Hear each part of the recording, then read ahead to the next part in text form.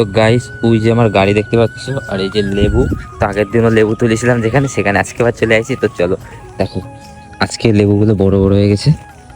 তো আমি কি চুরি করতে চাইছি নাকি সেটা কমেন্টে, ও বাবা গো কাটা। সারা লেবু তুলতে এসে কাটা খাতে চেয়ে দেখো সাইজগুলো দেখো, সারা পেকে গেছে। তো আগে তো ফুলোটা তুলেছিলাম, আর এখন তো এই দেখো সারা সাইজ হয়েছে কি মালের। তো মাল সব এখন পেকে গেছে। তো যে কটা পাচ্ছি সব তুলে নিয়ে বাড়ি চলে যাবো। তো মালিক যদি দেখে তাকে কমেন্ট করবা। ও বাবা, তো এরকম মানে চুরি করে ফলমল চুরি করতে হেবি মজা লাগে। মানে এই গাছে মানে উপর দিয়ে আছে, এই দেখো ওই ভেতরে ভেতরে লেবু আছে মানে, তো উপরে পারা যাবে না।